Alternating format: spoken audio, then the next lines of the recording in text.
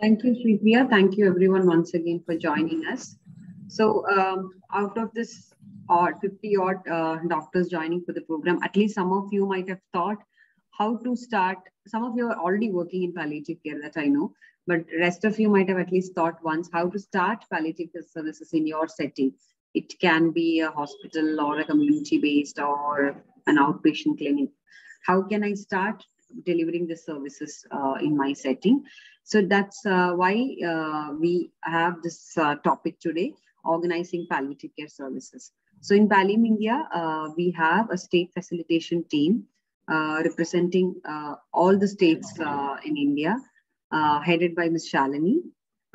They have regional coordinators, and she'll be able to explain it more. But they have their representations in almost all the states, and they are coordinating or facilitating people to develop palliative care services in their own setting. Thank you, Shalini and team, for joining us. You can give a little bit more about your team and introduce the team members to the group. Sure. Thank you, Sridevi. Good evening, everyone. I'm Shalini. I'm heading the state facilitation team of Pallium India. The team consists of 4 regional coordinators. I have, I think, Mr. Rantu Sharma would be joining. Rantu Sangma would be joining very soon. He takes care of Northeast region, the 8 sisters, Sikkim and West Bengal. Oh, he's there. Ron, would you like to say hello to everyone? I can see you. Yeah. Good evening. Hello, everyone. Good to be here. And he would be sharing with you about his regional specifications, how he goes about talking to everybody there and opening up new palliative care centers. I quickly wanted to tell you there is another person who's going to handle southern region, which is the southern part of all the states, including Karnataka, Tamil Nadu and all. So probably we can share all the details to you in the chat. Then we have another person who's handling central and another regional coordinator who's handling the north. The northern regional coordinator's name is Rajendra. Center is handled by Sunanda, and southern is handled by Vishnu. And we have a national coordinator whose name is Arati. She would also be joining us soon. Arati kind of coordinates all the states together. And if there is a query from one side and we have an answer from the other region, we coordinate and give them all. And I lead the team with respect to how we are going to go about, how we are going to take Pallium India's vision through opening up new centers for the patients so that every patient is able to receive palliative care services. So that's about state facilitation. And today we are here to talk to each one of you in your settings, how you can open up a palliative care center. You might be already in a hospital or a clinic, or individually you are taking this up, or there are some plans, some other plans. So feel free to discuss that, and accordingly we will share our expertise with you. So shall we begin, Shri? Yeah, okay. Yes.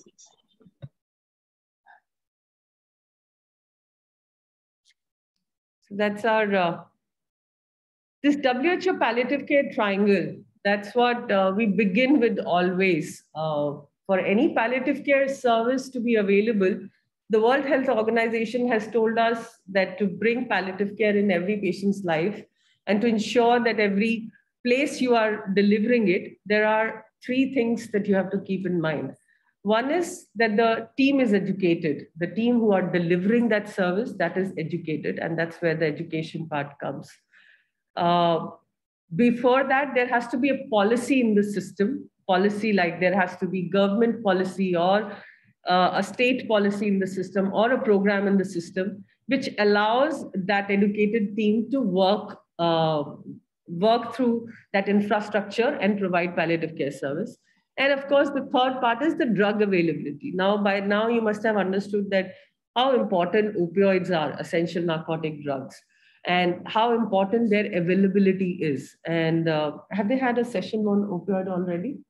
So you're going to have a thorough session on opioid availability, where you will learn that these opioids had become this dreaded material, which was which was kind of stopped by a law. In 1985, there was a law introduced which did not allow these essential narcotic drugs to be available readily, because there was pilferage, there was misuse, and they were also getting used for other reasons like drug abuse and all. So because of that, this law had come, and that ensured that the drug was not available even for medical use. And that is where we are working. This team is also working, and a lot of other people in palliative care are working to ensure these essential narcotic drugs, which are primarily in India, 3 drugs: morphine, methadone, and fentanyl. These 3 drugs have to be available in every palliative care center in all their formulations, so that you doctors can deliver palliative care easily. So that is what we'll be working on. Your center should have the drugs. You should be educated how to give palliative care, and there should be a policy or a program to support you, either in the government or within your hospital, that yes, we are delivering this service. So we move on to the next slide. A quick look what Pallium India believes, and that's what we share with everyone. We are not doctors. You are the best people to know what palliative care is. But this is our understanding of what we think, non-doctors or non-medical people. So just to highlight, state facilitation team is completely non-medical. We come from different backgrounds, working with NGOs or working in corporate, and we are trying to utilize our skills of management in opening up these centers and support people like you, doctors, other medical professionals, nurses, allied professionals, wherever they want to open up a palliative care center. So in our understanding, for palliative care starts at the time of diagnosis. It is not just for cancer patients. So if a person, an oncologist is coming to us and saying, I just want to open up a center for cancer, we always request him that try keeping a mind open, that tomorrow you are going to provide it for non-cancer patients also. When they just say that we will provide only morphine and opioids, then we go to and then no, palliative care, we would want, if possible in your scenario, please provide after the patient has died also. So that's what the bereavement support to the family. And our focus, as always, is the quality of life of patients, family, and caregivers, always reminded. Anybody has a question? Okay. And we definitely keep in mind the total care approach, looking at what is available at the center. Not every center has the resource or the infrastructure to bring in every aspect of palliative care. Like a lot of centers, they use for spiritual care, they bring in art therapy, they bring in music therapy. But not every palliative care center is able to achieve that. So looking at their resources, looking at what is available with them, we try to incorporate this total care approach so that they're able to take care of physical, psychological, socioeconomic, and spiritual aspects of palliative care. Now, before we move further and share with you as per your specific requirement, we would want to first show you what is happening in Kerala. We always call the Kerala palliative care model. But I would want to start with the caveat. Kerala palliative care model might not work in every state. It might not work in the structure that you are in your hospital or in your city. But we are sharing it as an example because it has worked beautifully here. Kerala has around 100 palliative care centers already. Each district has around 25 palliative care centers, or near about that, or probably more than that.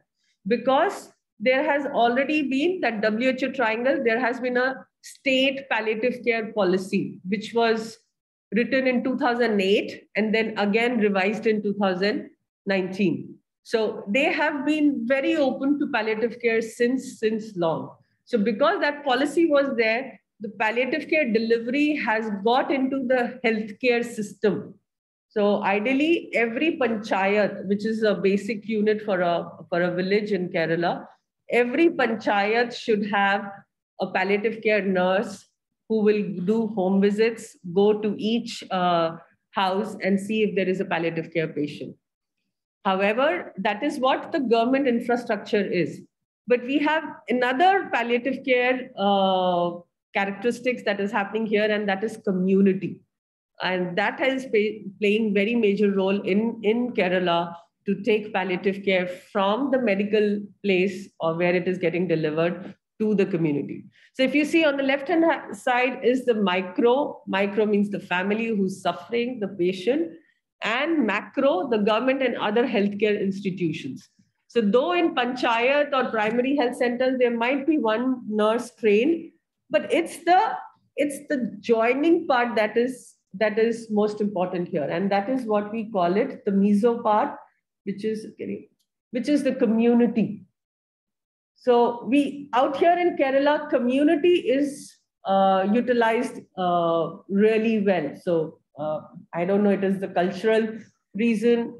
Is there, they're able to hear me clearly? I think there was, are you all able to hear me clearly? Yes, yes. Okay, great.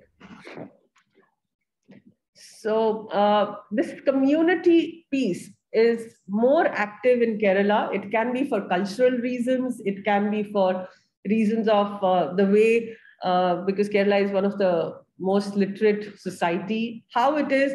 But community is very, very aware about their rights, aware about the healthcare, aware about how they can play a role. We have a lot of NGOs here. We have a lot of civil societies or individuals who come forward to be the connect between the family and the micro. And it is this community which actually came in to start Pallium India also. Dr. Raj was definitely trained, and he is the one who's been the pioneer. But if you read his book, Walk with Vieri, you will realize how 2 volunteers joined him and ensure that he's able to deliver palliative care in the homes of the patients. How those 2 volunteers brought the perspective of what a patient and a family wants. Because a doctor would always think from a medical perspective, and of course, that's what we are trying, that you will think also from the perspective of patient. But a volunteer, for not having all the medical knowledge, will always think from his own side, like a layman, like a common man. And that's why their role becomes very, very important. We encourage all of you, not sure how much you can involve volunteers, how much possibility is there that there are some people interested to support you, but we just wanted to let you know that you will not be able to do it alone. Alone in the sense, it'll be too much on you. You would, you require support. You would require support from nurse, you would require support from social worker, but you would also require support from volunteers and other team members so that they take a lot of burden off to you, like connecting with the patient, getting the patient, navigating the patient. All those things can be done by volunteers or the community involved. So that's the Kerala palliative care model, which I wanted to introduce to all of you. We go to the next slide. But now we come down to how to organize a palliative care service. What all aspects are there that you would need to open up a palliative care unit? Whether you are an individual doctor planning to open up in clinic, whether you are a government doctor who's already working for a government hospital, or you are a person who has a charitable trust or a charitable hospital and you're planning to open up a unit. The very first thing, you recruit and train a palliative care team. I think that step has already started. You are getting trained. You would need a nurse who's trained. You would need a social worker also who's trained. And of course, as you grow, you would need therapists and pharmacists and physiotherapists and many people. But the basic unit, we say doctor, nurse, and a social worker. These are the 3 basic folks needed for a palliative care team. As such, there are doctors who have just taken a bike, taken medicines on a bike and gone into patients' home and started doing palliative care. I think at that time, they didn't realize that that'll be too much for them to handle. But later on, they had a big team. They developed the team by adding all those people. So it's all about your passion, but basic organizing a palliative care team, you would require these 3 people. Then, of course, you build an infrastructure. If you already had a room, or you have a room for OP, or you have some space and furniture for an IP, and home care service would just need an extra vehicle in which you will be able to put medicines, put the people who are going to take care of the, go to the patient's houses, and the driver, of course, or driver can be one of the team members also. So depending on how much resource availability is there, how much you have in your hand that you can influence. So once you have recruited the team, you have built an infrastructure, you can also involve volunteers. Wherever, suppose you don't have a social worker, you don't have a therapist, you don't have a pharmacist, but there is somebody in the hospital who, there are a lot of, even in government hospitals, we have seen a lot of people sometimes come to give their service. They want to contribute something. So if you have a volunteer there, he can take a lot of things that a social worker or a regular counselor or a therapist might be doing. He can do a lot. So you can create awareness, create training, and bridge, make them act as a bridge between patients and the palliative care center. Of course, you would need funds. So before doing all this, do think of where the funds would come from. If you're already part of the government hospital, there is funds available with the government. There is an NPPC program there. So we'll go in details once, if further on, if we get time. There are funds available with state governments to create any palliative care center in any government hospital. There is one program called NPPC, and there is another program under the Ayushman Bharat, where each health and wellness center or primary health center should have a palliative care service. So that's for the government. But for private and charitable, private, of course, still has a solution. You create the service, you ask for money from the patient, and you continue running. I think it's the charitable organization or individuals who are planning to open up a service. They have a larger challenge to find funds. So either find funds through government, through donations, through CSR, or connect with charitable organizations and join hands with them. We have already talked about procuring opioids. So when you're procuring these essential narcotic drugs, there is certain rules and policies that you have to go through. There is a certain certificate, which is called RMI certificate, Registered Medical Institute certificate. If you are associated with an institute, you have to have that certificate to stock those opioids. And you also need to maintain certain documentations when you are stocking those opioids. And there is a set length, and that's what we get into the detail later on when each of you would be interested to open up. It's very, very important that you keep the documentation for those opioids, because the drug controller of the state would have an audit, would keep a check, how much morphine, how much opioids are coming, and how they are getting delivered. And you, of course, have to create awareness and orientation sessions among your staff to create awareness, to bring all these people together so that you have required support. Then we have mentioned in detail how to develop an OP, how to develop a home care, how to develop an IP. That's little in detail of the step that I mentioned already, build an infrastructure. And going further, once you have set up all this, you establish connects.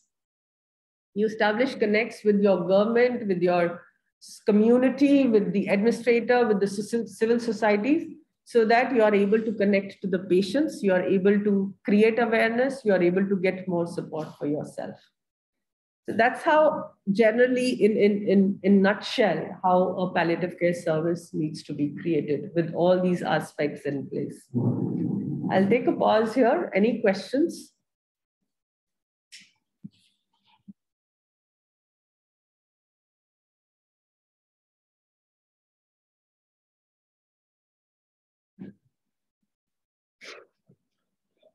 Okay, I see no questions here. So we'll go to the next slide. We would want to introduce how Pallium India can help you to open up a palliative care center wherever you are. Pallium India has a model where we are demonstrating how a center can deliver palliative care service.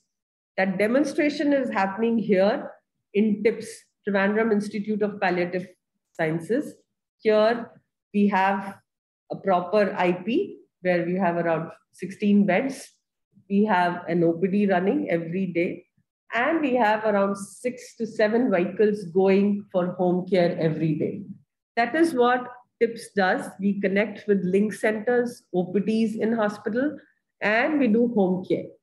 Link centers are generally centers where our teams go in the community, and those link centers are managed by some group of people who have either registered their association or who are resident welfare associations, or who are just some enthusiasts who have come together because they wanted to do some work for the society.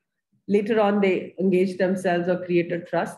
But that is a group of people who are happy to support and connect. So link centers are managed by them.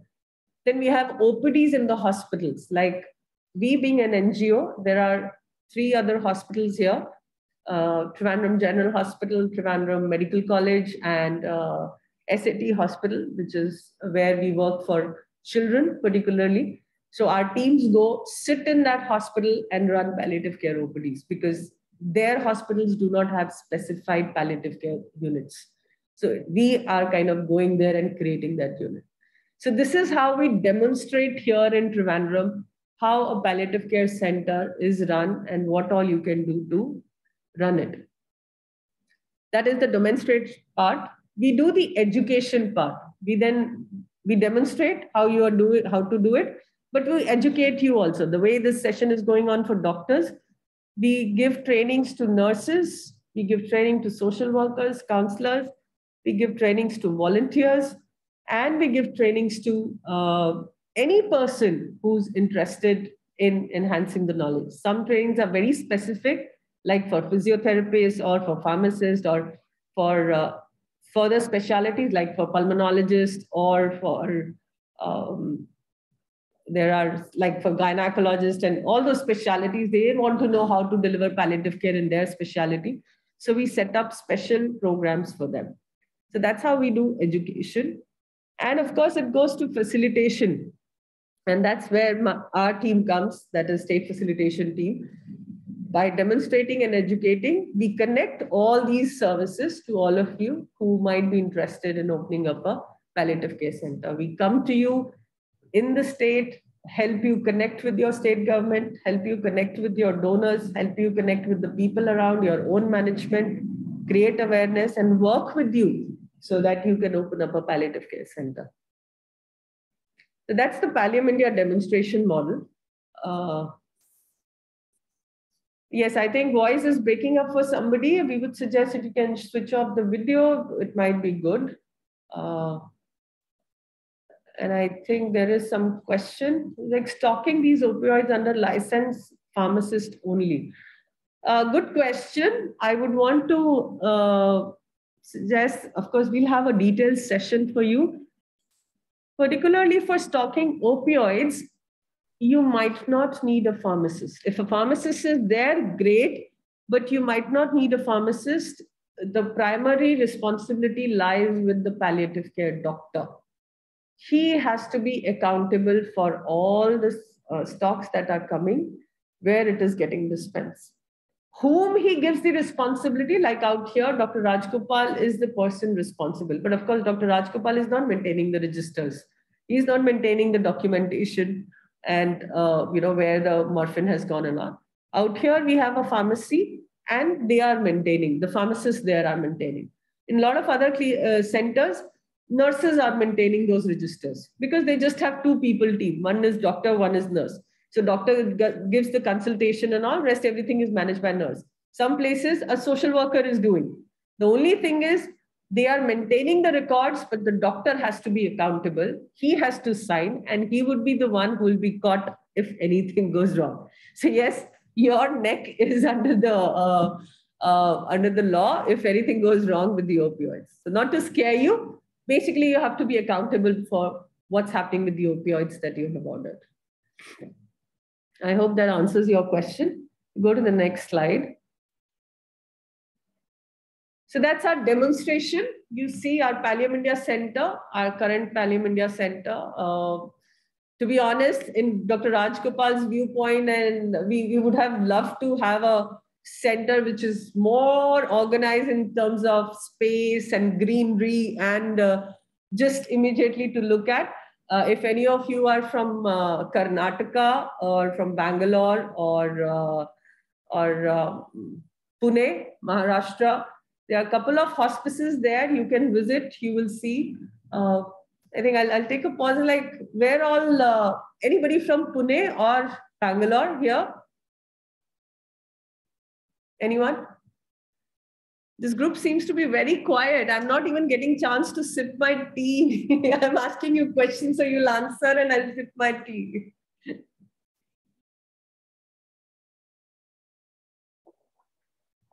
So we don't have anyone from Bangalore or Pune. No worries. So there are people from Bangalore. At least I thought so. Anybody from Karnataka or Maharashtra? Dr. Shweta, where are you from? Sorry, we can't hear you. She's from Mumbai. She's from Mumbai. Oh, she's from Mumbai. Okay. So if you get a chance. There are people from Mysore, Mumbai, St. John's, Bangalore. St. John's, Bangalore. Oh, there are people, yeah. So there are people, yes. So I think in Bangalore, you have Karunashray, which is a 25-year-old hospice. The only challenge there is that they deliver palliative care services to only cancer patients. But they have a very beautiful setup. So I was talking about the infrastructure and the setup. So do visit that hospice to see what an ideal hospice would look at. We are also, Pallium India is also working towards creating a beautiful home for us right now. But right now, this is the place where we are working from. And this is also very beautiful with a big ground floor and first floor, a lot of greenery around. And if you get a chance, do visit us and look into this center. The other center I was talking to you about, Cipla Palliative Care Center in Pune. Yes, somebody is saying, Dr. Shweta is saying she's planning. Yes, please do visit. Beautiful center with a lot of greenery and the way it is made up, good for patients. So as an infrastructure, of course, there are definitely better buildings that you will see. But demonstrating palliative care delivery in a resource-constrained setting. So we call ourselves resource-constrained because we are completely dependent on donors for their donations. And that is what we try to spend money in a very, very, I would say, stingy way. So that's how we run our inpatient, outpatient, and completely every money is used for patient care. So we have an inpatient here, an outpatient care in government hospitals, a home care. We have a rehabilitation center here. Rehabilitation center is called Halfway Home. It's Halfway Home, which is primarily bringing in people who have disability or have spinal injuries. And because of that, their quality of life has been impacted. So we bring them here with their families, help them get back to their routines by how they can get involved in cooking the stuff, how they can get involved in moving around the place. So all that we teach them. So it's called Halfway Home. So that's our rehabilitation center. We have community participation through link centers. I've already told you every vehicle that goes out in the morning for home visits, they go and stop at a link center, connect with them about who all patients that we have to visit, and then go and visit the homes.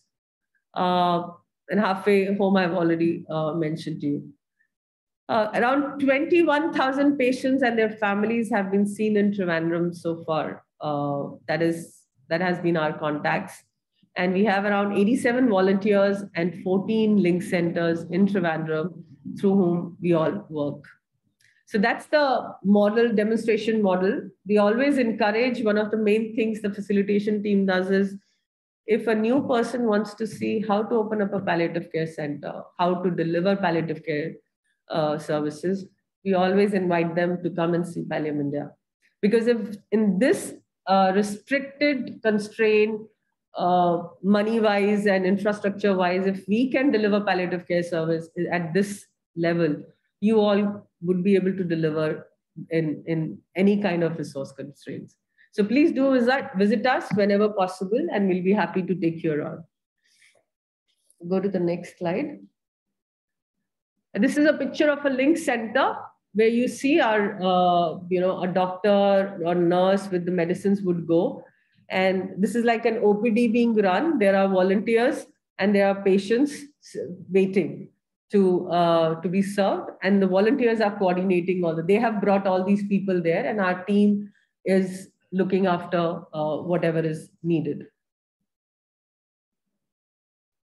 A home visit, you see where all Pallium India so Kerala geography is also with hills and beaches and up and down levels. So we provide home care to every place possible. And a lot of times I know that when the team goes and comes back by the evening, they are completely tired and they just conk off because they might have seen only 2 patients, but the whole topography and the geography of the area was so difficult to walk and go down, then that they really tire them out. So still those places, Pallium India is reaching out, and you see they're all volunteers with them.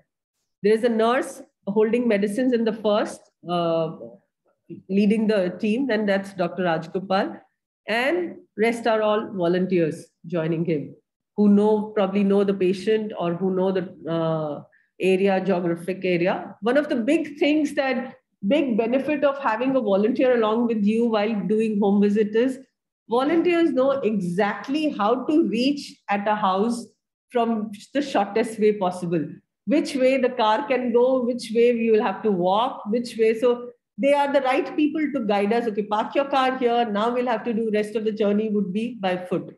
So all those things, a volunteer is the best person to tell us. That's why we require a volunteer whenever we do a home visit. And of course, they serve us some lovely food a lot of times. The team is treated by their home cooked food as lunch. And that's a bonus, icing on the cake. Otherwise, the team carries their lunch always. The whole idea is reaching them where they are. So this is a picture of a patient's house where a thatched roof, probably they will not have money to travel to city to come to a hospital, because if they'll travel to city, they'll have to miss the day of work. The daily laborers, one day missed, only one person earning, that day's food is gone. That day earning is gone. So if we go to their houses, deliver the services there in their house, I think we are helping them to save their daily wage. And that's how we say that we should be giving to them what they want, where they are. Yeah.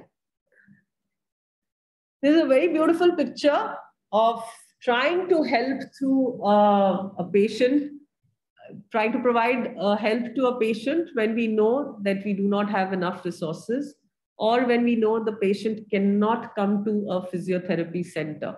So you have seen those treadmills and all walking, and in a physiotherapy center, those things are required to bring the agility to the limbs and all. But because the patient could not come, this arrangement was made in the house, and the person was able to do his exercise like that. And this was done all with the help of volunteers.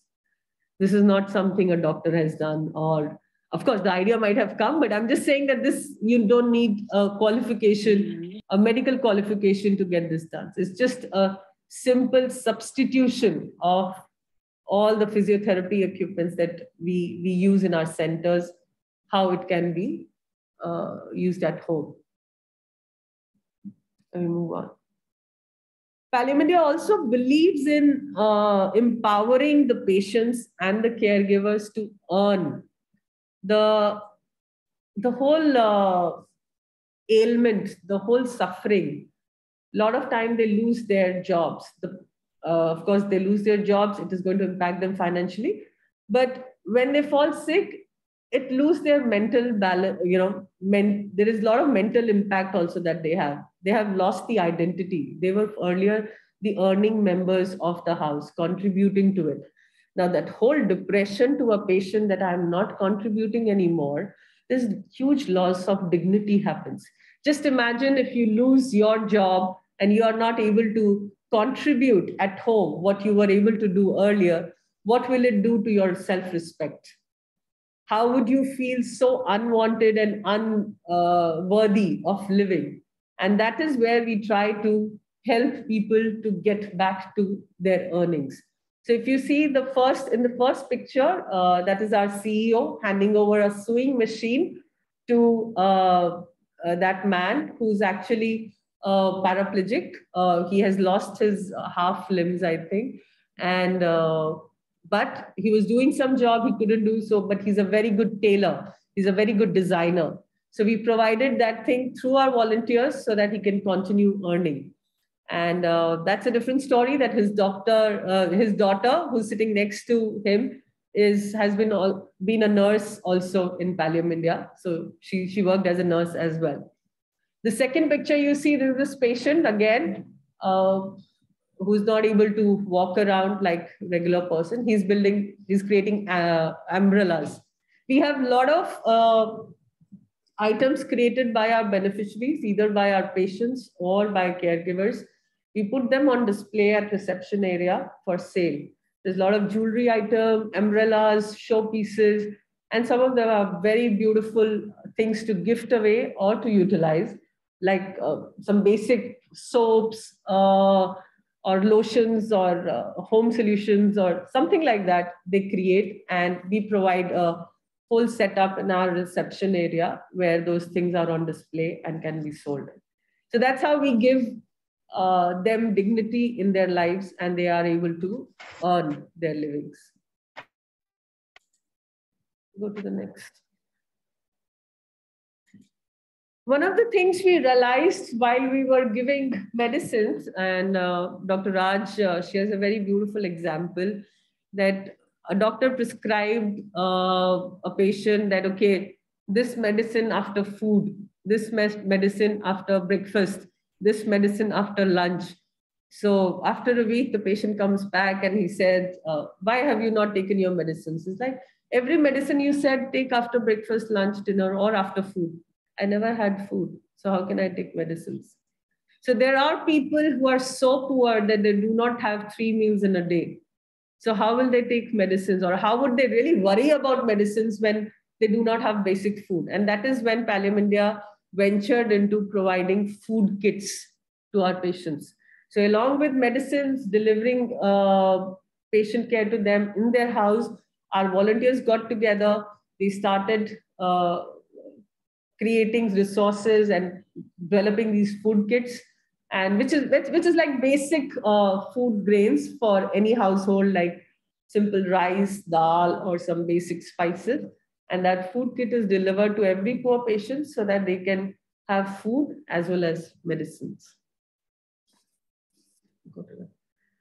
Pallium India also takes care of the family. So as we say, palliative care is not just limited to the patient, but to the caregivers, to their family also. That's what Pallium India does. Every year, we arrange a camp for the children of the affected families. We call it Kutti Kutum, which is whatever little Malayalam I have learned here. Kutti means children and Kutum means house. A crowd. Okay. So gathering. So this is the Kutti Kutum, which happens every year.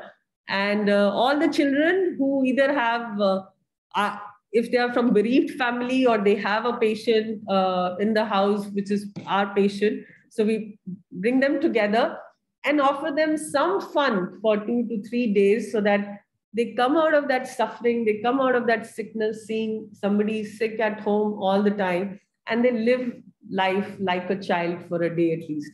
We take them to Disneyland, a kind of Disneyland in Trivandrum, or we make them play some games. Once we arranged for an outing at the beach, I think that happened. So whichever way we can take care of children, and of course there is counseling available for them for their career movement, because when one of the parent is not there to guide and the other parent is actually completely devoted to take care of the sick person, children are the most affected members of the family. Nobody is there to guide them. Nobody is there to tell them what to do next.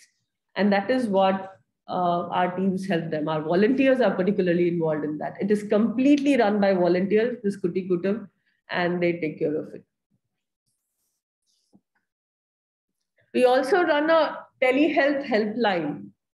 This is a helpline where you can also call, or any of the beneficiaries, any of the patients or caregivers across India can call to have a consultation, to have an online consultation. We can also send morphine for the patient. If in case you will not have morphine in your center and you want a patient to be sent morphine, give us a call at telehealth. We will register you as a consultant because there are certain rules that we have to follow. We will register you as a consultant and then dispatch morphine to the patient's address. We will not be able to dispatch it for you, but we will be able to dispatch to the patient's address because he needs medicine. So online prescriptions are still not valid. So you will write the prescription and we will deliver the morphine to the patient. So that's and even for your own cases, suppose you are stuck in a case, you don't know, you have just recently got into palliative care, you don't know how to handle this particular situation with the patient, give us a call. Our palliative care nurse and doctor is there. They would help you solve that case, solve that issue. We also offer emotional support helpline that is particularly for psychological reason. For all medical issues, that is telemedicine is the line. For all the psychological mental health problems, we emotional support. We encourage the Sukh Dukh helpline, which is the number is given. There are facilities, people available to talk in Assamese, Bengali, English, Hindi, Kannada, Malayalam, Tamil, and Telugu. Though this is undergoing a little change right now, so this line might be disrupted for some time, but that is one of the things that we offer. Why I'm sharing all this, why we are sharing all this is, all this you can do also.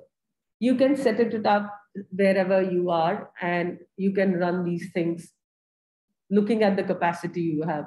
You might start with a palliative care center right now, a small palliative care center just delivering palliative care services. But slowly you might venture into probably giving food kit away. We have a palliative care center in Mizoram, Synod Hospital. They first started with palliative care services, then they went on Pallium India model and started delivering food kit. Then went on, they started delivering counseling, and a lot of connects started happening. So depending on your resources, depending on your capacity, you can decide where you want to go. This is a quick look at a standard audit tool, which is there in Indian palliative care programs. This is the basic audit tool to assess how a palliative care center, how good a palliative care center is. So you can go through these sections and see and check whether you have all these points. I'm not going to go into details. There are some essentials that your palliative care center should have, and there are some desirable pieces. So looking at this will be shared with you, so you can go through it in detail and we can talk about it more. The reference is there, Indian Standards Audit Tool. You can go through it. It is also available on our website. You can read about it in detail. Sorry. This education program, the team who's right now sitting with you, Sridevi and Dr. Sridevi and Shripriya, their team works with, there's a team of, I think, 7 people who educate entire India on palliative care. So we have residential program, we have online program, and we have on-site programs. Residential program basically means the doctors and nurses come here in Trivandrum and they undergo either a 10-day foundation course for 10 days at stretch they are here, or they go through a 6 weeks, that is the certificate course, and they stay here and go through that course. So, and on-site courses when we go to your sites and conduct that 10-day program. So if any of you, suppose you are from a hospital and you would want to conduct a 10-day foundation course in your hospital for all your doctors, we will come there, coordinate that, bring in faculties from Pallium, from across India Palliative Care Center, faculty for nurse, doctor, volunteers, whatever would be the subjects, and they will do a 10-day foundation course there at your hospital. Whether you have any resources or not, as long as you are ready to support financially, we will conduct that course for you at your site. So this is some of the things that we have done. Online courses have become more popular since COVID had come. And now we are opening up recently. Our center has started with their batch after 2 years here at TIPS. And we are yet to begin our on-site training program. But if you have any suggestions, any of your teams or hospitals or government hospital wants to do, we are happy to do that. Go on. These are the detail of TIPS ECHO programs. You might want to go through them. I see that I'm already, it is 5:45. I don't have time. Shripriya is looking at the wall clock again and again. So you can go through it, different courses. It is also there on our website. Just see which one fits. These are on-site programs that outside TIPS we have conducted. And okay, I think that was the end of it for me. Any questions so far?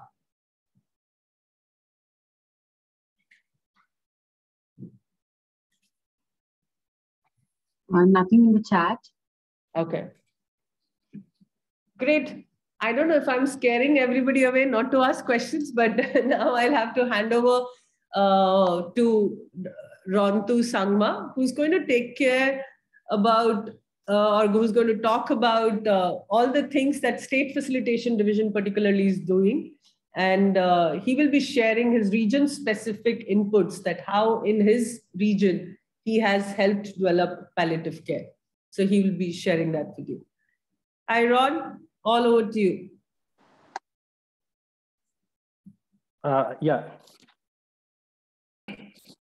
Yeah, good evening, everyone again. So Salini, I've already touched upon all the points and covered all the activities that we do. So, very quickly, I can go through the slide. So I'm basically based out of Guwahati in Assam. So I'm a regional coordinator working in the Northeast region. So we have 4 regions, that is North, South, Central, and Northeast. I take care of the Northeast region. So it's a huge privilege for me that I will be also presenting on behalf of my colleagues. And yeah, so I will just go through all the slides, the tremendous work that, regional coordinator of each region have done. So this particular slide, when we talk about objectives, so integration of palliative care in all 3 levels of healthcare. So when we talk about the 3 levels, we talk about the primary healthcare, secondary healthcare, and the tertiary healthcare. Then we facilitate the development of new palliative care services. It can be outpatient, inpatient, and home care.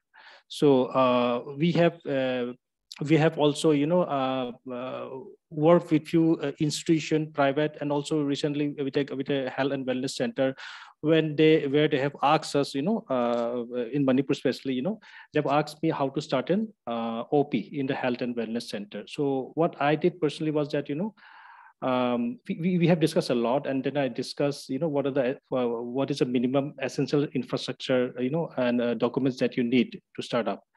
So we facilitate that way for OP, IP, and as well as for home-based care.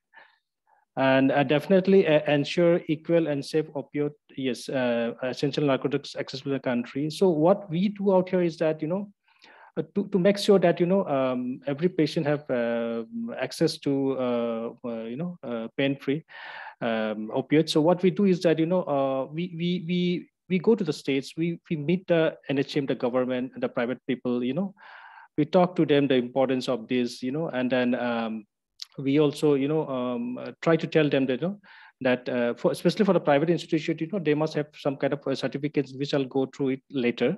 But we just tell them the importance of this, and so that the patient can have, access to this pain relief medicine. So we had this community engagement and volunteer mobilization, which Salini have beautifully explained this. Community engagement is so essential because, if we have a strong community like what we have seen in Kerala, which is very developed in terms of palliative care, in fact, they drive the programs, but because basically as a doctor or nurse or it's limited. We cannot do so many things, in all the districts. So, but also if we have the community engagement properly, done, so I think that will be a great source of strength for the for this particular, services that we are talking about. And volunteer mobilization, that is also very important. We believe that, volunteer are the backbone for this kind of services that we are doing, because they are the one actually who reach out to the remote places, and then help with all the necessary essential things that the patient needs. And also, they are the ones actually sometimes, who brings the patients to the particular hospital, for this particular treatment. Then we have this facilitation of CPME learning in medical education curriculum. This CPME, as you all know, that it stands for competency-based education, competency-based medical education. In fact, the traditional methods, like, in the traditional methods, it was something like, curriculum, then the educational objective and the assessment. In one way, the curriculum used to drive it. But what happened in CPME model here, it drives the curriculum. So that is a basic difference. Yes, next slide, please. Yeah, so like I have told you that how we work. So we organize awareness programs, citizen program with the government officials, NGOs, and general public, to raise the advocacy level, to reach out to all these people, so that there's a public demand for this particular service that we all are working for. So we organize various kind of training for our doctors, nurses, allied professionals, and the volunteers, which Saladev also explained it. So we connect with the state drug control, especially for implementation of NDPS amendment of 2014. Why? Because especially governments are deemed organization. They don't need the RMI license, and RMI stands for recognized medical institution. That is, RMI is essential for stocking, dispensing opioids. So, but the private institution or the NGOs, they need a RMI license, to particularly procure or stock or dispense opioids. And we also connect with the NSM. That is, yeah. So I already told you, we get in touch with the government officials. So yes, we educate the pharmacists of the medical institute how to apply for the RMS certificate. There's a whole bunch of of forms and official forms and documents that for to apply for an RMS certificate. We have the cover letter, everything in place with us. In fact, it is in our website also. So anyone needs at any point of time, they want to know how to apply for it. We are always here to support you. So yes, we work on proposal with the institution for starting up a OP. It can be IP or home care, or it can be all the three. And documentation record maintenance, that also we do that. What we do is that once we send a proposal and once we sign some kind of partnership with the particular organization, we don't just leave them. So we do hand holding for 1 year. Why? Because it is essential. So once we know that they are thorough with what needs to be done, then they become independent. But we are always there to support them. So documentation recognition is very important, especially when we set up a palliative care services. Budget estimation, yes, we help them with a budget. Especially we have seen that budget part is always very tricky and very difficult also. So we help them how to create a budget. What are the various under various head, what should come. So we help them with that. And recruitment support, yes, we do that. How, for example, if a particular organization or institution wants to start a palliative service, they have started the palliative services, so they are in need of manpower. Can be a doctor, can be a nurse, can be a volunteer, can be a social worker. So what we as an organization do is that we have a whole bunch of good networks across India. So related to palliative care, so professionals. So we can get connected with them, and we can get you those kind of the person that you need for your particular organization. So, and we also have our own. We also advertise for a particular position. So that way, we help in the recruitment support of the particular institution. And infrastructure guidance, definitely there is, which I have already discussed, that we also provide that. And process of procuring, dispatching opioids, yes, I have talked about that. That's particularly the whole bunch of forms and documents are there, which we are always there to share with you. So patient referral by creating Evans Region Hospital, yes. What we do is that we just make sure that for example, I can share with you about a particular hospital in Nagaland. We got in touch with the government NHM. So what we did was that we tried to get all the participants from across those districts, whether they are from the palliative background, whether they have done any kind of palliative training, but we got them all in. Why? Because we wanted to create an awareness. So if there is more awareness, so definitely there will be more patient referrals. And the developing IC materials, we already have some few IC materials with us, but at the same time, right now we also working very strongly on some more IC materials, especially for the healthcare professionals, for the separately for the policymakers, then for the volunteers, then for the patients and caregivers. So I think that too we will develop it very soon. And facilitator for funds within the region. What we also do is that sometimes when we approach a particular institution, sometimes we have seen that they are interested, they are keen, they are very enthusiastic, but the problem is that they don't have the fund. So what we do, we immediately get in touch with our base office, and then we tell them this is what they are looking for, and then there are donors who are willing to invest in those kind of settings. So that's what we also do. Then facility of government health infrastructure that I have to explain. Community engagement also, that already I told you about. And monitor, evaluate new palliative care center. When I say when we talk about monitor and evaluate, actually we are talking about hand holding. So what we do when we sign up any kind of partnership with that, we just hand hold them for 1 year. So in that 1 year, what we do is that we support each other. How? They will have a data. So, we work together on data. We see that everything is right. The documentation is done correctly. The record maintenance is done properly. So that way, what happens, it helps those institutions also, to understand, how things should be. So that way, actually, we work very closely with each other. And facilitate volunteer network through participant training programs. In fact, you won't believe it, we had so many participants, not only from the private institution, but also from the government. We have got a lot of government orders. They have, in fact, they have sent those participants to register for a volunteer program. So through that, actually, we are creating a whole lot of volunteer network across the regions. And we provide websites, support HR recruitment. Yes. So what we do is we have a Pelia website where we have all the details about most of the institution across India. So where you can see the particular palliative care center or the unit or the hospital's name will be there, the doctor's name will be there, contact number, email ID, and also whether whether it's an OP, IP, or whatever it is, and plus also whether they have morphine or not. So when you go to our website, when you check our directory, you can see all of these details. It will in fact help you to get in touch in case you have a patient or you have anyone who wants to go and get treated here or want to have a look into that. They can always go through a website and call them directly and fix an appointment. Yeah. So next slide, please. So you can see the kind of tremendous work, I can say, that my colleague and as a state president team we all have done. So we have got footprints in 27 states and 3 union territories. We have catalyzed, we have collaborated palliative care centers. We have hospitals, with Kachar Cancer Hospital, and then also with Cancer Hospital in Dehradun, Uttarakhand. So yes, the whole lot. So you can see the map. We are actually in fact present in almost like all the states, you can say now. Yeah, next slide, please.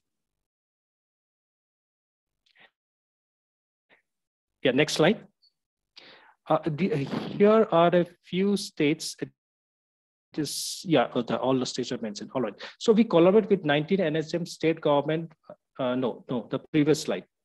The previous slide, Sripriya. Is this the one? Yes, we are collaborated with 19 NHM. Yes.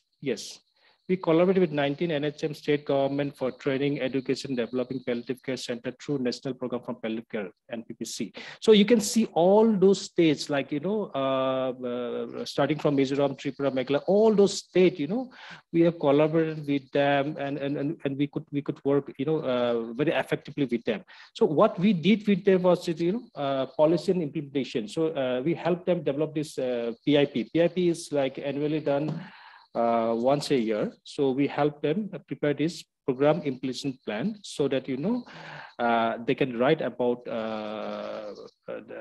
palliative care, like what kind of about the financial and other guidelines that they need actually, so they can put up the palliative care thing in the PIP and what kind of fund they need for this particular for their particular project, to get implemented. But unfortunately, the problem is that actually this this palliative care fund is not been allocated separately. So it comes under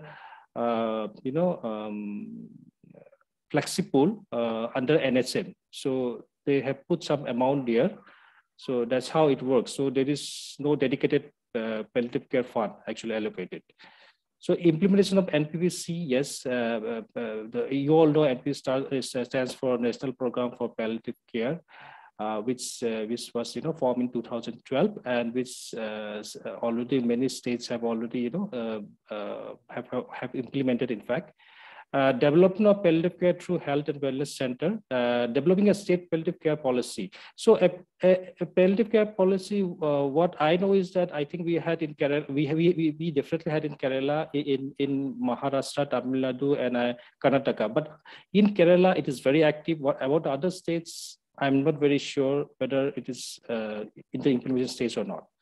So we also work with them on this drug able to access to medicine. So the drugs controller, then we create awareness about the new RMI process, then inclusion of opioids in the state essential drug list, and education and capacity building, which again Salini have also explained on that. We conduct workshop, we conduct various essential program with the governments, with a private entity. So we have different kinds of program for the doctors, for the nurses, for the allied professionals, for the volunteers. And we also, in fact, NHRC, we also working. We are in fact we're a technical partner for NHRC. NHRC is a National Health System Resource Center. So it is a body of, it's a central body of the Ministry of Health.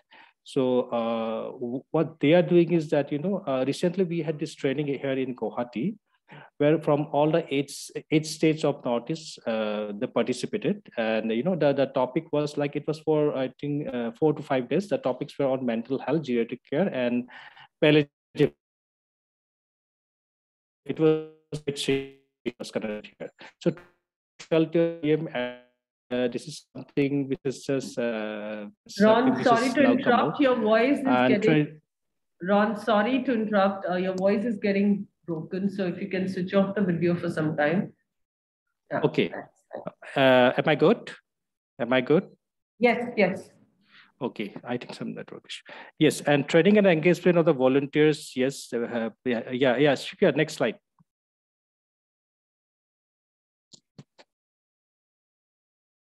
Yeah, I will be mindful of the time also. And so from the North region, we have Rajendra Dutt, Bijal 1. So these are the states that they handle, 12 states: Ladakh, Jammu Kashmir, Himachal Pradesh, Punjab, Haryana, Uttarakhand, Uttar Pradesh, Bihar, Jharkhand, Rajasthan, Delhi, Chandigarh.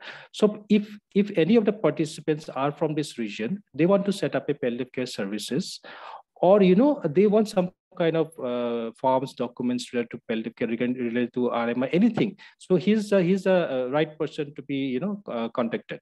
So he takes care of all this region. He's actually based out of Uttarakhand. So he takes care of the North region. Yes, next slide, please. So these are the few major highlights they have here put out. Partnership with NHM and private stakeholders to facilitate palliative care training and program implementations. So recently what happened, they had a lot of discussion with the Uttarakhand NHM, and now Pallium India has become the technical partner for Uttarakhand NHM. So this is still going on, but like works are also going on now. So that is something which is a very, actually, in fact, a very good news for us, because NHM Uttarakhand is working so closely with us, and he have catalyzed many palliative care centers, training institute in various of his region, like Sub District Hospital in Haryana, Guru Bachan Memorial Hospital in Ludhiana, Lanton Kalan, Ludhiana, Yamuna Karuna Sanstha in Himachal Pradesh, Jan Seva Hospital in Rajasthan. So so many places here catalyze all these new palliative care centers. And also he had a lot of workshop and even opioid availability with the NHM government, with Jammu Kashmir and with NHM Haryana, and workshop and implementation of NPC Haryana, Uttarakhand Haryana. So yes, so this Uttarakhand, since now we are a technical partner for them, so the work have already started.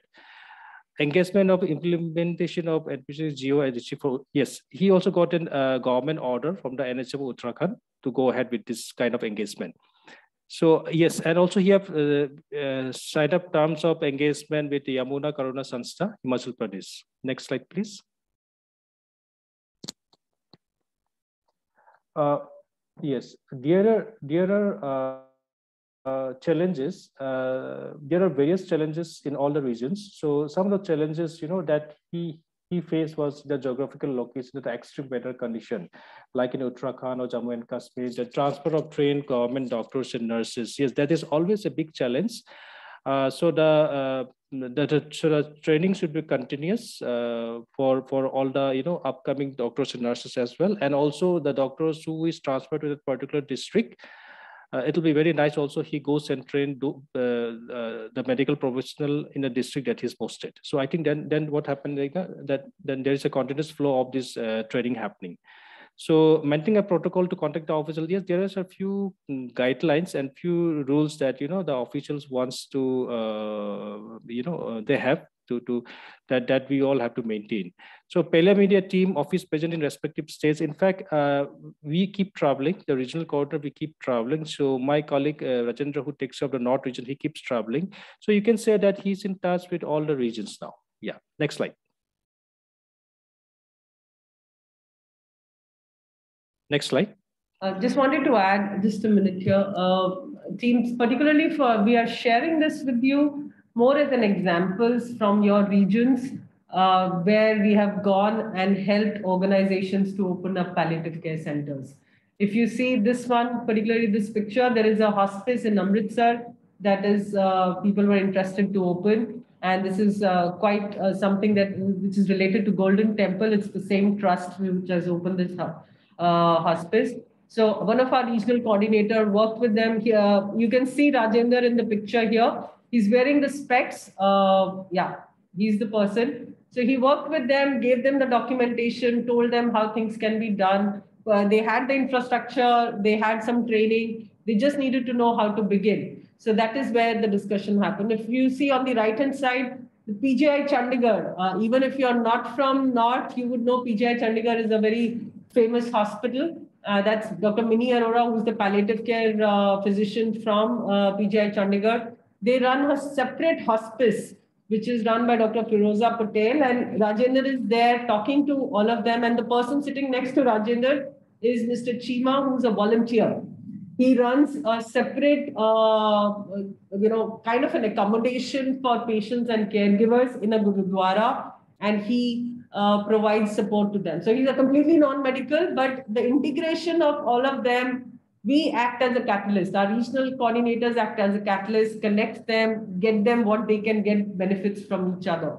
So from your local resources that you might not be knowing existing, our regional coordinator can help you tap on those resources. Sorry, Ron, I interrupted. Please go ahead. Yeah, no problem. Yeah, so these are some of the few of the glimpses that where he visited Ludhiana, Can Fight Cancer Society, which is under construction, then Chandigarh Hospice. Yeah, next slide. So this is the region that I take care. I have got 9 states to take care: Arunachal Pradesh, Assam, Nagaland, Manipur, Mizoram, Meghalaya, Tripura, Sikkim, and West Bengal. Next slide, please.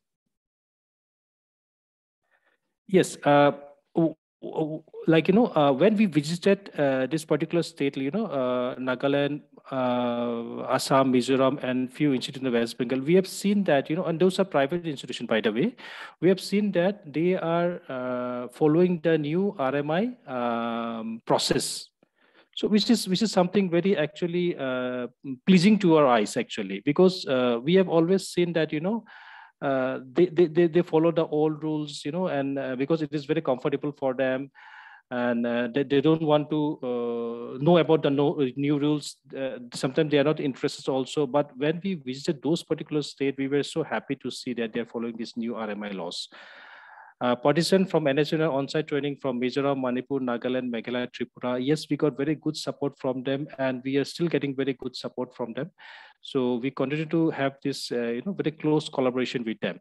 So NSRC, with the support of Pallium team, provided training to 8 any state. So recently we had last month. So it keeps happening. So, and we had the opioid ability workshop with Mizoram, Sikkim, and Arunachal Pradesh. So, all, and these are all a government entity, from the NHM. They participated. So it was very important, at least from their side. Challenges. So these are the few challenges that I think. Shortage of palliative care specialists leads to only cancer patient. That is where very, very common, actually. And inadequate knowledge about palliative care among some service providers. That's why we keep on doing this sensitization program with them. Reluctant to discuss about palliative care with patients, yes. And lack of state policies to upscale our services to cater to growing this. Yes, that is there. But one thing is for sure, there are a lot of committed people without the state policies still they are, running these services. Yes, infrastructure challenges is always there. So yeah, and fund crisis, yes, it is there. So we try to sort it out. So by working closely with them. Next slide, please. Next slide. And this is on the month of November last year. Actually, I visited. On the left-hand side, you can see St. Joseph Palliative Care Center, Nagaland. In fact, the inauguration day for them is on 24th this month. So I'm visiting them.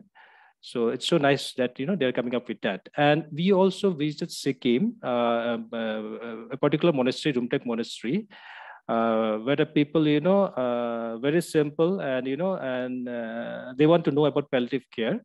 So we visited there. So we plan to have session with them soon. So we're working on that. Next slide, please. Next slide, Supriya.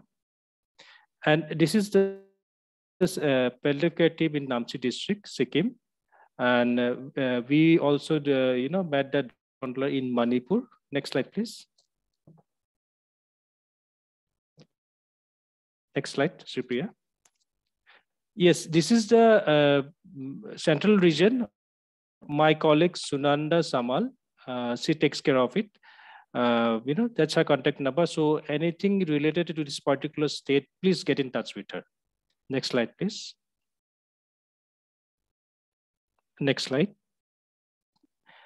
These are a few highlights. In fact, she just joined us some months back. So she's doing excellent work. She's meeting up all the stakeholders. And she's and also connecting with the existing networks that we had earlier. So yes, like she have a lot of now demands coming regarding trainings, from the state of Odisha, Gujarat, and Chhattisgarh. So those are, for different kinds of training. It can be for doctors, nurses, and volunteers. And mentoring down for RMI license. Yes, also like she's trying to, help them, MP and Chhattisgarh, to to get this license through the process. And got support from the State Drug Control Odisha in timely issuing of the RMS certificate. Challenges that she have is palliative care mostly not the top priority list. That's always a big issue. Endless follow-up required. Yes, with the government, we always have to follow up. That's no doubt about that. Not much convinced by NGOs initiative. There will be challenges, and there are challenges, but we keep on working on that. So money matters and free trainings are underrated. Yes, sometimes what happens when we provide free trainings to the various participants, they take it for granted. But it's not that we don't have free trainings. Our volunteering is completely free of cost. So that is something. Convincing for training sometimes is, so if they are not aware of this particular services, it's very difficult to convince them. So, but we are doing a lot of programs now. I'm sure that many will be coming for our trainings. Next slide, please. This is a few pic that she have shared while she visited rehab and PC center in Bhubaneswar and the Cipla Foundation in Pune. Next slide, please. And this is the last region. This is my colleague Vishnu. He takes care the South region. He takes up all this Kerala, Tamil Nadu, Karnataka, Telangana, Andhra Pradesh, Lakshadweep, Puducherry, and Andaman and Nicobar Islands. Next slide, please.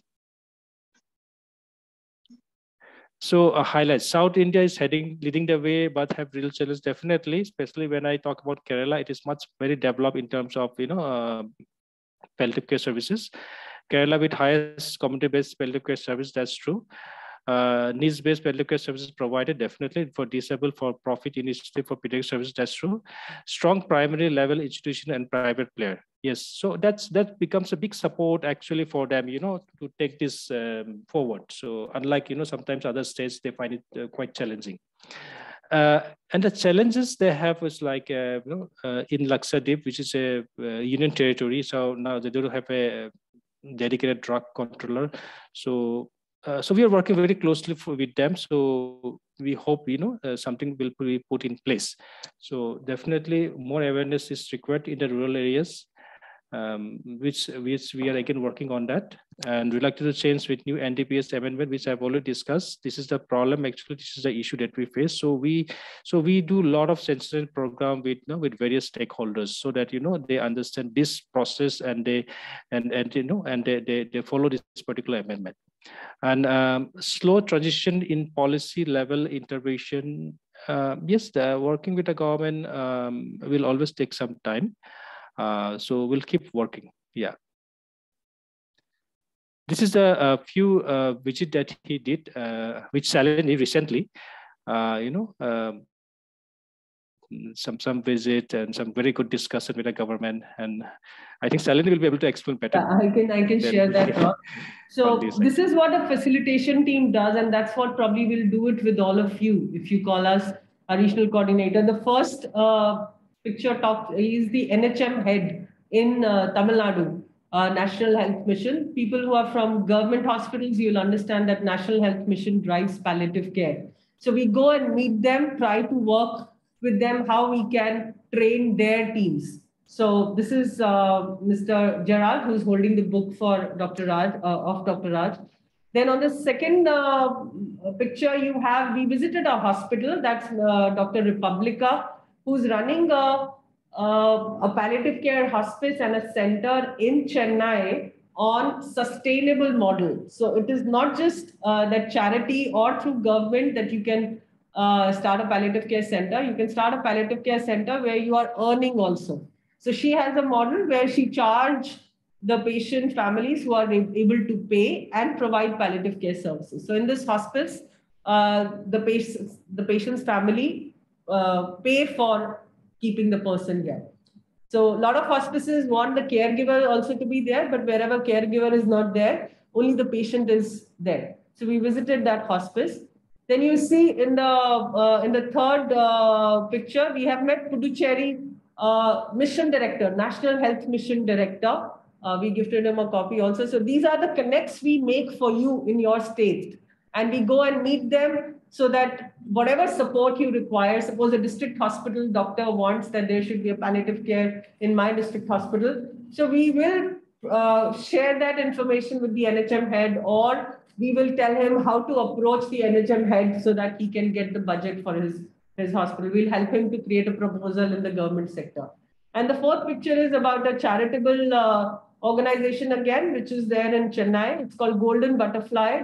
That's Miss Stella, who is running that show. It's particularly for pediatric palliative care, children's palliative care. And they have beautiful, beautiful programs of involving art therapy, music therapy for children, like what are children's need. They are social workers, nurses who can play with children who are sick and provide them some kind of fun in their lives, and not just keep talking about suffering and ailments.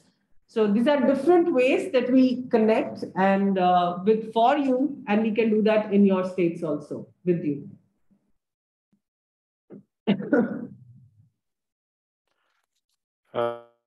Thanks, Rob. Yeah, I think we're almost at the end. Yes. So these are the few challenges: lack of awareness about the concept, medical fraternity, government officials, general public. Yes, this is always there. Lack of knowledge about government programs of palliative care. This is quite common in all the regions, in fact, and lack of information on open accessible general process. So these are quite common in all the regions. These are the very common challenges that we all face. We're working on that, so I'm sure a time will come, when we'll all definitely overcome with all the challenges with everyone's support. Yeah. Next slide, please. So reluctance to change. So that's quite obvious. Sometimes we are just with a same habit. We don't like to change. So that happens. So in government officials, same thing happens. So we are working with them on various like this new NTPS amendments and for the PIP. Yeah, in medical fraternity, there are challenges. There are a whole lot of other different kind of challenges, so I will not just mention all the points. You can just go through it. I'll just be mindful of the time, because I had to go very quickly. General public, patient and caregivers, so that is also quite dear. Like they have this issue, like what is palliative care? They don't have this understanding of what is palliative care, the basic things. So, and use of opioids like morphine. Morphine is a very scary stuff for them. They get very scared when we talk about morphine. So those are always there. Then hospital administration, from their point of view, they look at the business model. So that's there, and that's only for a dying. They believe that's only for a dying, which is untrue. And reallocation of resources to a lost cause, that is also true. That is also there for, that's what they think. Yeah, so there are a lot of sensitive program that we have to keep on doing. And next slide, please. Yeah, so thank you so much for listening patiently. So any question, any queries, we're always there. We're left with 5 minutes. If there are any questions by the group, I'm happy to answer. There is a question in the chat by Dr. Shweta.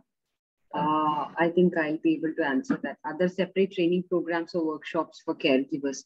Dr. Shweta, we have a program called Arohan, which is meant for either patients like beneficiaries or caregivers who are taking care of patients. That happens once a year. The program's name is called Arohan. Or they can do, but I think volunteers training program may not help the caregivers. So the idea behind the training program is to make them advocates of palliative care, because they are going through, they have the lived experience. So converting them into advocates of palliative care. Is that a pan-India thing? Sorry? Is a training a pan-India training? Yes, or, yes, it's online. I mean, it's a virtual training. Okay. Shalini, next question is for, I think you. How do we proceed to develop MOU with Pallium India? Shri, one more thing. I just wanted to clarify the question that came for caregivers. We just wanted to, are they looking for training for caregivers to handle your patient at home, or you're looking for training for caregivers to how to become advocate or contributors to palliative care? Both ways. Both ways. Ideally, majority of the caregivers don't know what to do when there's a long-term, a patient in the house. So for that, and then they're the ones who subsequently become the voices for the community as well. So in both ways, that is what I wanted to know. If there's anything separate to train, So as Shri mentioned, of course, we have that Arohan program. And Shri, I think we are developing proper training program for caregivers to deliver palliative care or to deliver how to take care of their patients also, right, Shri? Yes, yes. Now we are aiming mostly on informal caregivers, like if you employ a caregiver, how to take care of the patient, what all things to be checked. That's what we focus as the first step. That will be happening, I think, this year itself. Thanks, Shri. So the next question, how do we proceed to develop MOU with Pallium India? As we have already shared, we have regional coordinators or me, or we have a national coordinator. So basically reach out to any of us. I would request Ron, if you can put all the numbers in the chat for all our regional coordinators. In any case, it is there on the presentation. So this presentation would be shared. Each of us, our numbers are given. You reach out to us, let us know what exactly you require from Pallium India, what kind of support. We have a whole package in the sense like if you just require training support, then the training team would handle. If you require support on complete implementation, then there is a different set of team would be involved. If you require support on documentation, so all that, after all that discussion, we will develop an MOU. MOU is generally, this kind of documentation, we get into the detail at a later stage, but first we start to understand what you need from Pallium India and how we can deliver.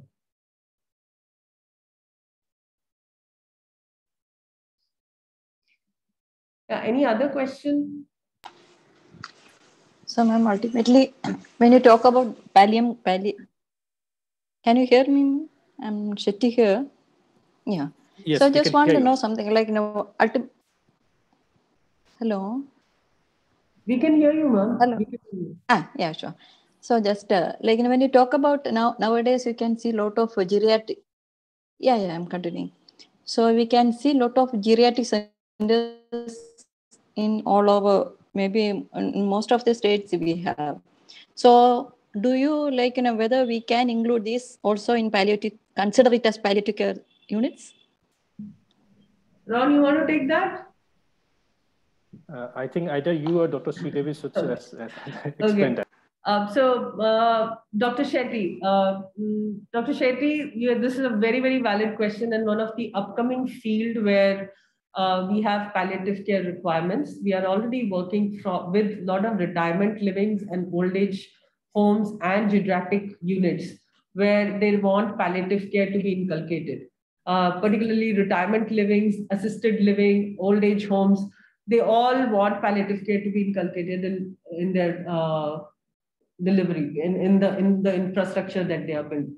So very valid. Yes, palliative care has to be included in all elderly care. There is an umbrella of palliative care also, which takes care of elderly people. And from a medical perspective, I think Dr. Sridevi can add more, but we are telling you from a perspective of facilitation that we have. Yeah, go ahead.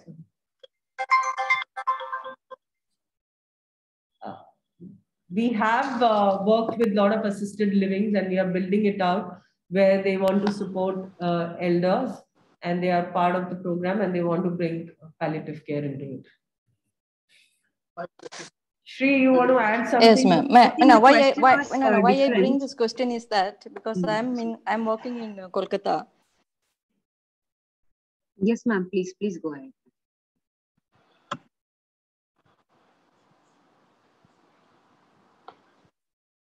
Dr. Shetty? So let me continue. Yeah, sure, please.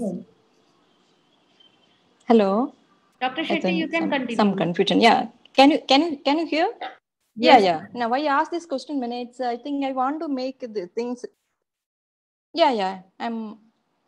Hello. I think it's some volume problem. There is some problem. Okay. Can you hear me now? Yeah. Okay. Yeah.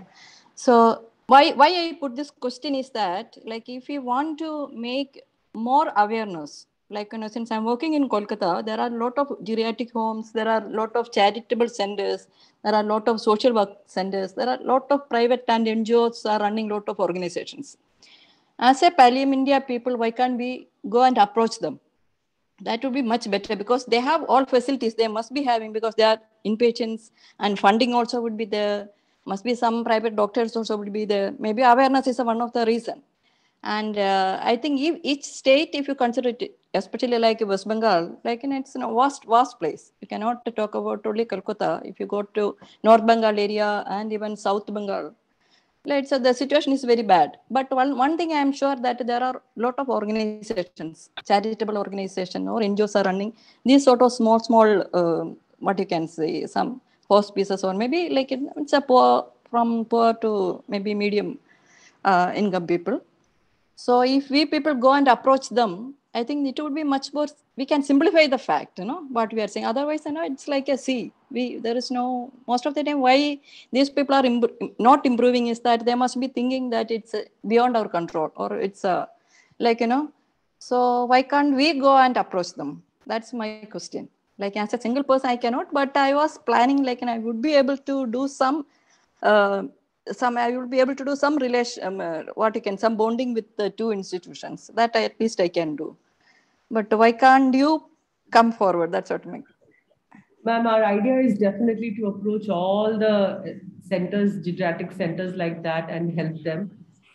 We are working towards it. It's just that we are working according to our capacity. One of our objectives is to ensure every hospital has a palliative care centers at least.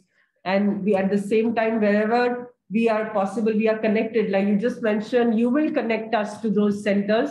Please do, and we would love to take it up for now. We have not taken a data of geriatric centers and decided to go about it, but from wherever we are getting references, we are approaching them. As I mentioned, in Chennai, there is Atulya Living that we are working already with. There is another NRCC community in Coimbatore who have visited us, and we are working with them. They are working in geriatric palliative care. So wherever it is coming to us, people are connecting with us, we are picking that up. So if you connect us with the West Bengal geriatric care centers, I think Ron would be the person who will be taking it up and creating awareness, and we can build palliative care in those. We need each of you help to connect us with the people whom you know. Yeah. Thanks. Shri, you were asking, you were saying something? No. I just wanted to clarify Dr. Shetty's question. I got it. Okay. Thanks. Yes, Dr. Srikanth. So I understood the scope of how Pallium India can help. Had a slightly more specific question. Apart from setting up palliative departments in hospitals, would you also be able to help out with aspects like connecting with social workers, or even having the social work aspects outsourced and networking with volunteers to help with things like home follow-up, facilitating disability certificates, and activity scheduling for patients and caregivers? That's correct, Dr. Srikanth. That's exactly what we'll help you with. The only thing you will need to give us is the list of people who are volunteers, list of people who are social workers, and rest of the connection, how they work together, we will do it. We will give you how we are doing it here, the documentation or the activity list or whichever things we will come and tell those people, work with them, or have a virtual call getting onto them and teach them how they can work together. And of course, we have specific trainings for each group. We have a training for volunteer group, we have a training for social worker, we have a training for doctors, nurses. So once we train them, they themselves know what palliative care is. Rest remaining is the coordination and the infrastructure. That is where we will come and help you with. So I'll have to contact the zonal person to know details of what is the ground route infrastructure that is available. Yeah, that is required. So he will understand your resources first, what all is available in your hospital, and how we can go about it. So where are you located, Dr. Srikanth? And which hospital? I'm at Bangalore. Okay, Bangalore. Narayana Health. Oh, Narayana, we have already spoken to a Narayana multi-speciality hospital in Kolkata. I'm forgetting the name, Ron. Whom did we meet? The CEO we met, Mr. Pinaki, I think. And we asked him if he can connect us to the Bangalore center so that we can reach out to Dr. Shetty and propose palliative care for each of his centers, but we did not get a connect. So we are happy to work with you for your Bangalore center and get a palliative care coordination in place.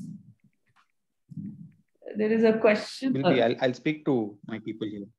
Sure. Thank you. Thank you. For Bangalore, you will have to connect with Mr. Vishnu PR, or feel free to connect with me anytime also. Like, I will just say that I will again redirect you to the regional coordinators because they know the region better. I have a more national view. So that's the reason why the primary contact that would be. But if you are not getting through them, please feel free to approach. Mr. Vishnu PR would be the one for Bangalore. Sridevi has put in the details on the website. There is another question which says, where can we find documented related to programs and rule governing palliative care? That's what I think. Sorry, that I was trying to type about the resources page in Pallium India. Please go ahead, Shalini. So I think Sridevi has done the right thing. I was also going to say that it's on the website. Please go through it. And if you need any specific details, how it works on the ground, then I think that requires a Zoom meeting, a separate Zoom meeting with one of the regional coordinators, and we will get through it. Otherwise, the documents and all is there on the website.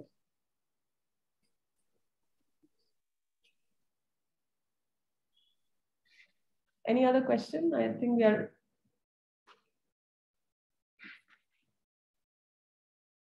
Okay. Shripriya has shared the numbers of regional coordinators in the WhatsApp group. If you want, or you can write to us, we will be connecting you with the state facilitation team. So whichever way works for you, we'll try to support. Thank you, Shalini and team. Thank you, Rontu, for being with us the whole time. Thank you, Shalini, because I know that you are not feeling well with your throat. It could be, I mean, very evident. It was very evident after the first 20 minutes. Thank you so much for being with us. Thank you all the participants, and hope you all will take up this opportunity and join hands with us to reach people in suffering. Thank you so much, Shripriya. Thank you, Dr. Sridevi. Thank you, Shalini ma'am, for joining us. I believe this was an entirely different session, as well as an eye-opening one to everyone out there. And we do hope to continue this journey with each one of you in all ways possible, so that we can minimize the pain of at least some people around us. With that note, this is Shripriya along with Dr. Sridevi and Ms. Shalini and Mr. Rontu signing off from the Tips Eco Hub. See you in the next session with another interesting topic. Till then, stay safe, be happy. Bye-bye. Thank you, everyone. Bye-bye. Thank you. Bye, everyone.